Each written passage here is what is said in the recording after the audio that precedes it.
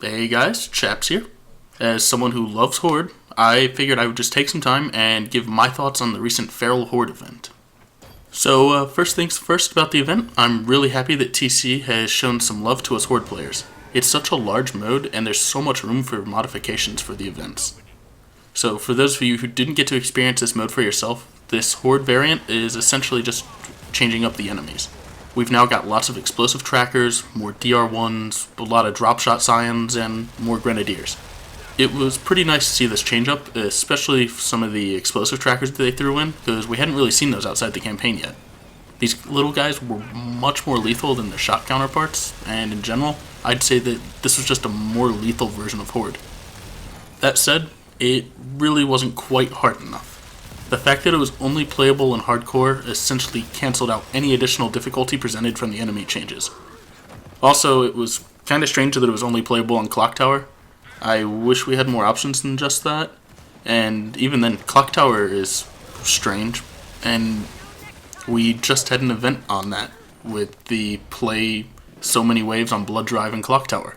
So honestly, I thought they would have used Impact Dark or something. It seems like that fits the theme pretty well, and it's a new map that they're trying to push. I think that besides the difficulty, one of the main issues I ran into this playlist is people just wanted to get it over with. Nobody wanted to play hardcore, and nobody wanted to play on this map again. So we all just set up the easiest or quickest method for nailing out these waves and getting them done as quickly as possible. On the other hand, it was nice for them to quote-unquote force us to play multiple matches. There was a nice incentive for people to play Horde, and from what I've seen, public matches seem to have a lot lower quit rate. On the topic of rewards, the packs were pretty nice. I mean, overall, the skins were pretty lame, both the character and the weapon skins. But the packs themselves were quite awesome. They had a lot of epic skills, so it was well worth spending the credits on the 80-ish packs that you needed to get everything. I mean, now, because of those packs, all of my epic skills are around level 4, and I also have a bunch of other cards saved up for this summer when they expand all of the Horde skills to a level 6. So those were my thoughts on the event, but I figured, hey, while I'm making this video, it's pretty short right now, why don't I just talk about some of the things I'd like to see in future events, assuming that they do more Horde events for us in the future. So for starters, let's make them all playable on multiple maps and multiple difficulties. Having one map sucks, it just gets really boring and people get tired of playing it. The difficulty thing is for a couple reasons. One, I want to challenge myself. When I'm playing Horde, sure, I like finding nice strategies to make things easy, but it's also because it can be a challenge. The other thing is that Insane Horde is much more rewarding. The credits and stuff that you get out of it, it feels like it's much more worth your while to play. By giving us the option to play Insane or Hardcore, you'd have some of the people who just want to get it done with, they'll go play Hardcore. Me and my friends, on the other hand, we want those credits, we want that XP. Well, I guess I'm almost max level, but we want those credits. So what are we going to do? We're going to play Insane.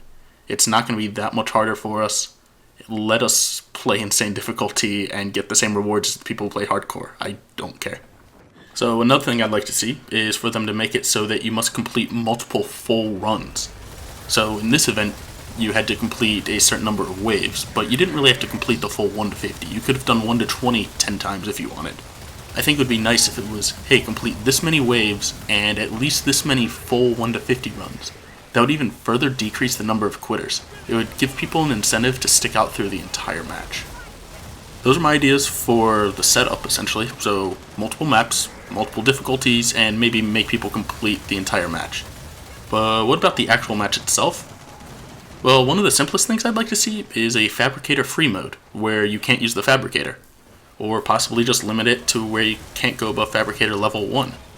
Along the lines of what they did with this event, one of my favorite Horde events of all time was the Wretches with Shotguns event from Gears 2, or even just the Sires, the Swarms of Sires from Gears 2. If we could get a crazy amount of Juvies coming at us with Nashers, or maybe some super fast Shepherds with Overkills, I mean, that would be a lot of fun. Hell, even just a crazy overwhelming flood of Juvies would be so much fun to fight off. To be honest, there's so many things I'd like to see done for Horde mode. Most of the things I'd want to see are probably things I'd like to see as permanent changes, not just a special event, so I'll probably make a video about that sometime in the future. But, I mean, there's still plenty of stuff that the Coalition can do for future Horde events.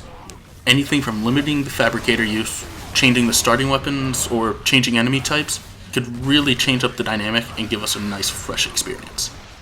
So yeah, those are my thoughts on the mode and a little bit about what I'd like to see in the future. If you guys have any other thoughts, let me know. What do you guys want to see in the future? I'm sure the Coalition's not giving up on Horde. They're going to have multiple events like this in the future. So let me know here. Let me know on Twitter. Go on the forums. Tell the Coalition what you guys want to see. So thanks for watching, and I will catch you guys in the next one.